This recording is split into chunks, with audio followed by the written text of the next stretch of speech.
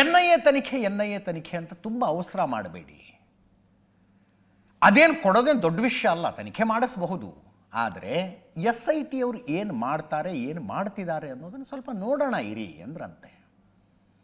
ಈ ನಿಯೋಗದ ಭಾಗವಾಗಿದ್ದ ಸ್ವಾಮೀಜಿಯೊಬ್ಬರ ಜೊತೆಗೆ ಮಾತಾಡಿದೆ, ಏನೇನಾಗಿದೆ ಅಂತ, ಏನೇನಾಯಿತು ಅಂತ. ಆವಾಗ ಹೇಳಿದ್ದವರು SIT ಅವರು ಏನೇನು ಮಾಡ್ತಾರೆ ನೋಡೋಣ. ಆವಾಗ NIA ಬರ್ಬೇಕಾ, CBI ಬರ್ಬೇಕಾ, ಇನ್ಯಾರು ಬರ್ಬೇಕಾ, ಆಮೇಲೆ ನಿರ್ಧಾರ ತಗೊಂಡ್ರಾಯ್ತು. ತುಂಬ ಅವಸರ ಮಾಡೋದಕ್ಕೆ ಹೋಗಬೇಡಿ. ತನಿಖೆ ಸ್ವಲ್ಪ ಸ್ಲೋ ಆಗಿ ನಡೀತಾ ಇದೆ ಅನ್ನೋ ಮಾತಿದೆ ನಿಜ. ಹಂಗಂತೆಲ್ಲೋ ದಾರಿ ತಪ್ಪಿದೆ, ಆ ಕಡೆ ಈ ಕಡೆ ಹೋಗ್ತಾ ಇದೆ ಅಂತ ಸದ್ಯಕ್ಕಂತೂ ಅನ್ನಿಸ್ತಾ ಇಲ್ಲ. Let us wait and watch ಅಂತ ಹೇಳಿದ್ದಾರೆ. ವಚನಾನಂದ ಸ್ವಾಮೀಜಿಯವರ ನೇತೃತ್ವದಲ್ಲಿ ಹೋದಂಥ ನಿಯೋಗ ಇದು.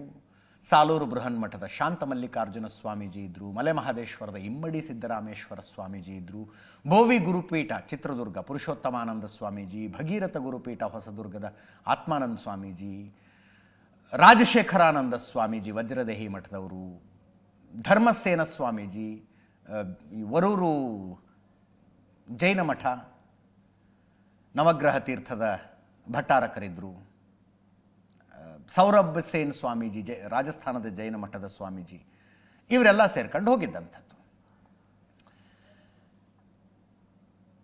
ಅಮಿತ್ ಶಾ ಅವರು ಒಟ್ಟಾರೆ ಹಿಂದೂ ದೇವಸ್ಥಾನಗಳ ವಿರುದ್ಧ ನಡೀತಾ ಇರುವ ಷಡ್ಯಂತ್ರದ ಬಗ್ಗೆ ತುಂಬ ವಿವರವಾಗಿ ಮಾತಾಡಿದ್ರಂತೆ.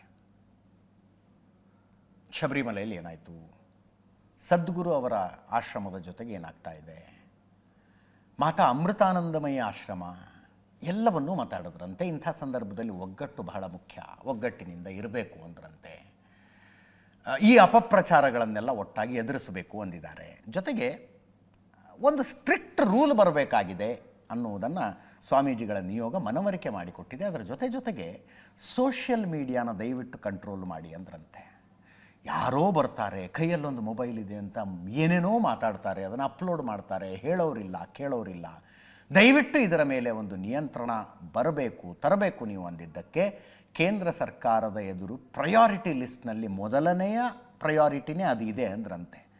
ಸೋಷಿಯಲ್ ಮೀಡಿಯಾನ ರೆಸ್ಪಾನ್ಸಿಬಲ್ ಮಾಡಬೇಕು, ಜನರನ್ನು ರೆಸ್ಪಾನ್ಸಿಬಲ್ ಮಾಡಬೇಕು, ನಮ್ಮ ಪ್ರಯಾರಿಟಿ ಲಿಸ್ಟ್ನಲ್ಲಿ ಮೊದಲಿಗೆ ಇದೆ ಅದು ಅಂತ ಅಂದ್ರಂತೆ ಅಮಿತ್ ಶಾ ಅವರು.